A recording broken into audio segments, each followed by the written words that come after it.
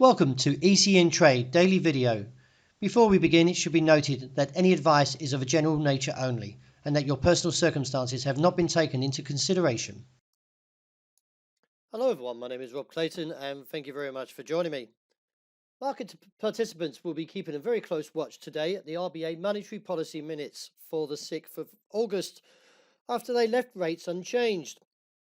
Although the central bank didn't alter its monetary policy at the meeting, clues for further rate cuts or dovish economic outlooks can call for a further bearish sentiment for the Australian dollar. At the moment, you can see the market is not bouncing, even though the technical implications are somewhat in terms of bullish, but failing. Now, a break of 67.40 would give further scope to the downside and bring me a target of 66.20.45. Resistance at this stage is seen at 67.95 to 05, but do keep a look and watch out on the numbers that will be released this morning. The euro has dropped slightly lower, but I'm getting a little bit cautious to the fact is that as we get closer to the level of 110.20 to 60, we could see a round of buying. The reason before that is that the demand did return from this hammer.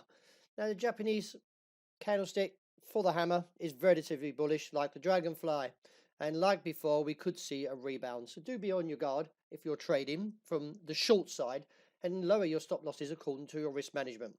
Resistance at this stage is seen around 111.45 to 111.90.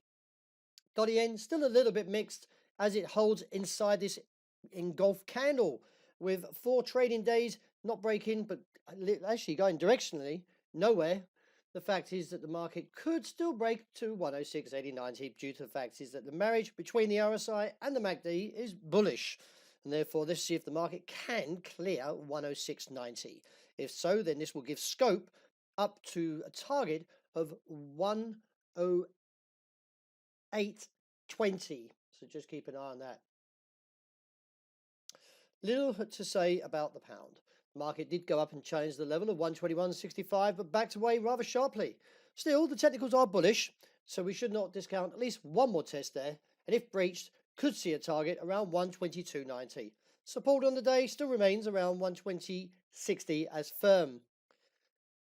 Gold slipped lower overnight, and as I mentioned yesterday, the bearish divergence was clearly evident, and now we're married nearly to a bearish outcome, which could see a move down towards the level of 1,488 to 1,474 to 78. Now, as I mentioned in my report, that although the technical outlook is negative, the call isn't bearish. I would rather wait for better buying opportunity, and that's seen around 1,474 to 78, as I believe demand will come from this point and restage a rebound back towards the region of 15.25. Wrapping up with oil, the market nudged quite significantly overnight of nearly 2.5% after a drone attack on the Saudi oil field. The markets found momentum but stopped in its tracks at the level of 56.60 after posting a high of 56.23 overnight. There is a bit of a trend line here that holds, but until we get a break above that level, around 56.60, could see a pullback. But the technicals have firmed up slightly from the overnight advance. So this could see pressure on resistance. Well, that wraps up for today. Thank you very much for joining me. And as always, look out for the intraday report and I hope you enjoy the great start to this new day.